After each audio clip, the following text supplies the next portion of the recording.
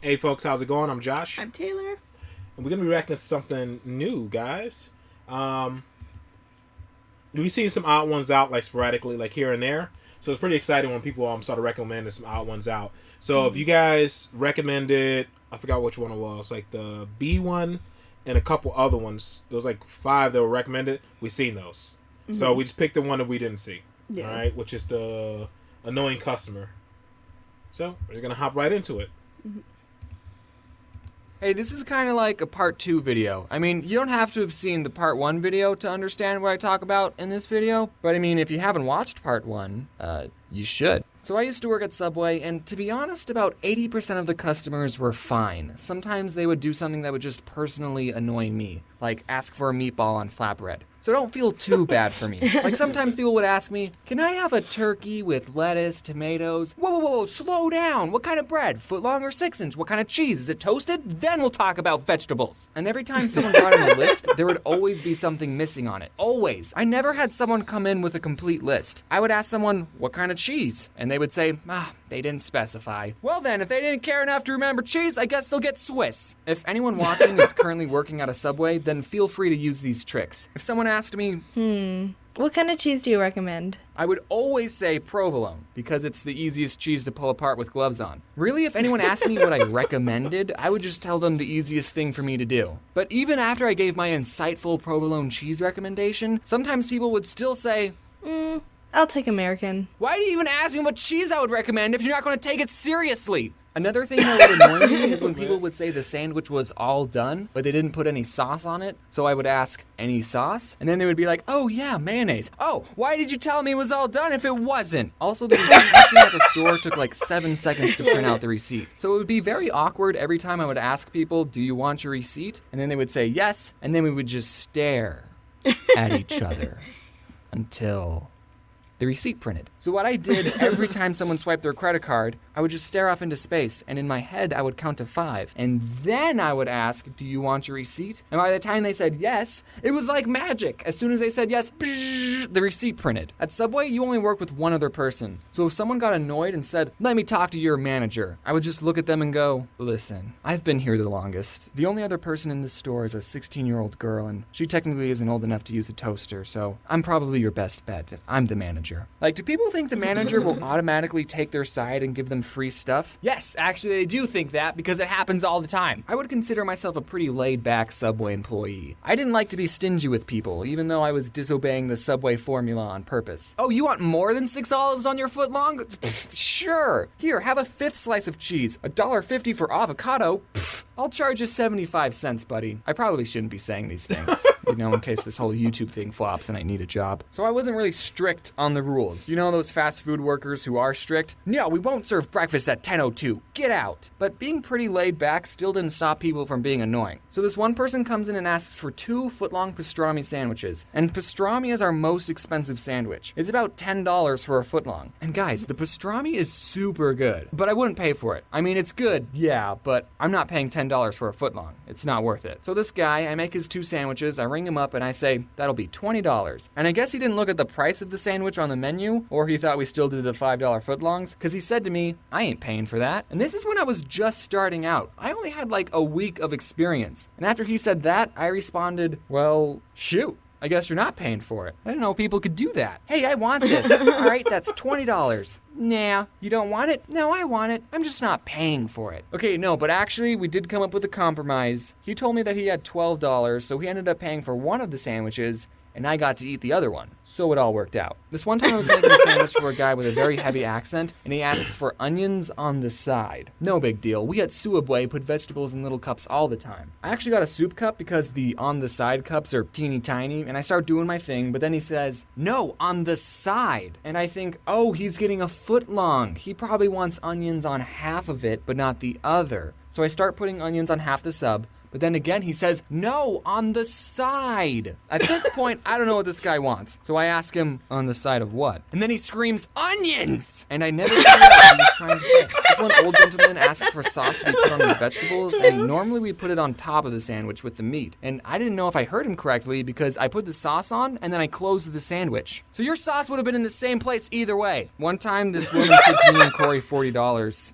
She wasn't annoying. I just want to sprinkle in some good customer stories. Okay, one time this Native American person came in, and I don't know if mentioning that was important to the story. He comes in and asks for 5-foot-long I got a wolf tunas. shirt. Okay, Ty, it's me and you. Let's do this. And then when we're all finished, we ring him up and we say, anything else? And he says, 7 meatballs. What? He wanted 7 more sandwiches. But James, Rip this you're shirt off. Subway. You're supposed to make people sandwiches regardless of how many they ask for. Yeah, I know, but the guy could have handled it differently. Normally for a platter, you have to call in at least an hour ahead, and that's only 5-foot-longs. This guy could have called ahead and said, hey, I'm getting 12 sandwiches, so just prepare yourselves. Mentally. I mean, we had so many customers waiting in line. No, we didn't. That's a lie. It was only him. But still, this one woman I was making a sandwich, and for vegetables, she asked for extra lettuce. So I put on a big handful, but then she asks for more. So I put more on, more. I sprinkle some on, more. I won't be able to close the sandwich with any more lettuce. And she says,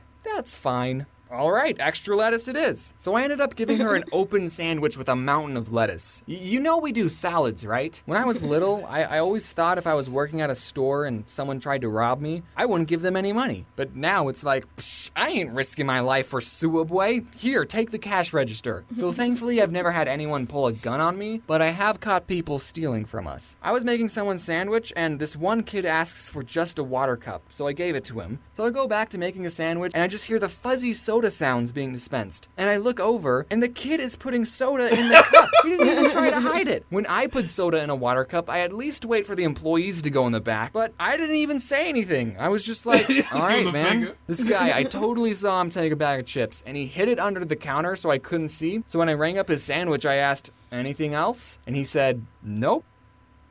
All right, whatever. Okay, last story. I was in the back and I was playing some Clash of Clans, and we have a computer that shows what the cameras see, and I see this woman who was eating there. She reached over the counter and took 3 large cups, and I did nothing to stop it. You know, I'm the kind of person that's like, the fast food employee is always right. Say if I was eating somewhere and I asked for a chicken salad and they said, we only have tuna salad. I'm the kind of person that's like, oh, well, I guess I'm having the tuna salad then. I think people need to realize that these fast food workers are actually people and not something for you to use to get a free sandwich. I did mean it when I said in the last video that everyone at some point should work in a fast food or retail job. It's nuts. Okay, we're done.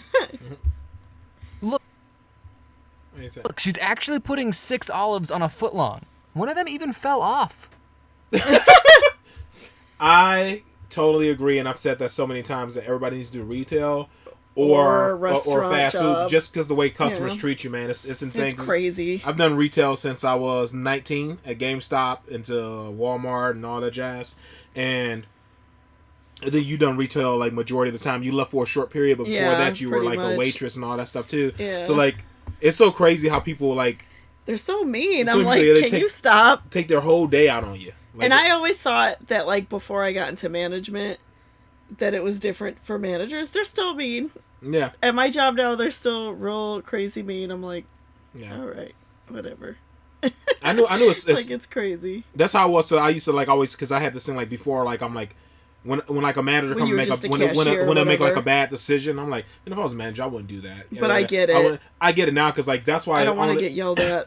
If you work somewhere and there's like a manager who always just gives the customer what they want, it's like I get that because at first I used to be like, I'll listen to my associate and then hear their part and then try to work things out and then yada yada. Then it gets to the point where you're like, dude, I'm working a 14-hour shift.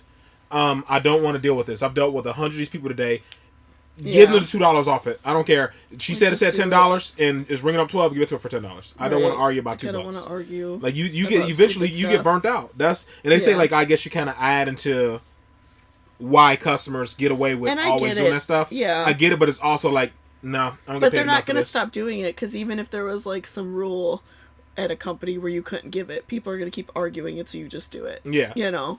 So. And then you never know who's going to be that one who decides to... Because they always say, like, well, not everybody does it. But there's always one who takes it all the way up the ladder. It comes back down. So you had to give them... Instead of just taking that $2 off, now you got to give them a $30 gift card, apologize to them, lick their ass, and then walk them to the item just when you could have just gave them $2 and never seen that person again. Right. So... Because you do get a few of those people that take it super far. Yeah. You know? Because they have nothing but time. We had someone do that recently. I'm like... And it was like a real old lady when she came in. I'm like... Yeah. You didn't have to do that. But I thought it was funny in the video when he said, like, it would take 7 seconds for the receipt to print. Because at my job, like, the register, like, lags really bad. And it takes, like, 30 seconds. And it's so awkward. And people will be like, where's my receipt? I'm like, it takes a second. Yeah. It's super awkward. It's weird. I don't like it. Every time I print a receipt, I'm like, all right. that stuff, all that kind of stuff with slow tech bothers me, especially when you work for big companies like Walmart and stuff like that. It's always really bothered me. But I remember my IT guy, like, because me, like, I know about computers, all that kind of jazz, and I was actually going to school for IT and stuff, and I just ended up in retail.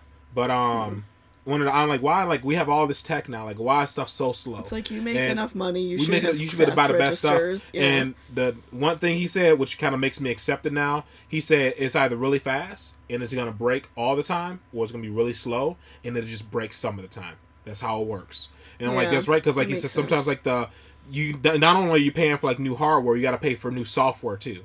And a lot of the software is faster, but you have a lot more bugs because it's doing so much more stuff. So it's better just to have the slower software and kind of downplay like the hardware you have, because if the hardware and all that kind of stuff is capable of a lot more, but it's better to run that old software because you'll have a lot less issues. Yeah. So just kind of be patient with how slow it is and appreciate that there's less issues. Yeah. And but customers don't understand that because No, of they course think they my don't. phone works real fast. They think the register should be super fast. Like, So. nobody really, I don't think anybody really gets that. But like Yeah. when I used to work for CVS, the same thing. They had we had where subtractors are called ACOs, and they're really slow. They crash and stuff like that. But we're like, we need new systems. Then a store right down the street from mine got new systems. They ring fast, no scaling issues, all that kind of jazz. But they crash like once an hour, and reboot time takes like, because so much more stuff has to load up. Once it crashes, it takes like 45 minutes to boot back up.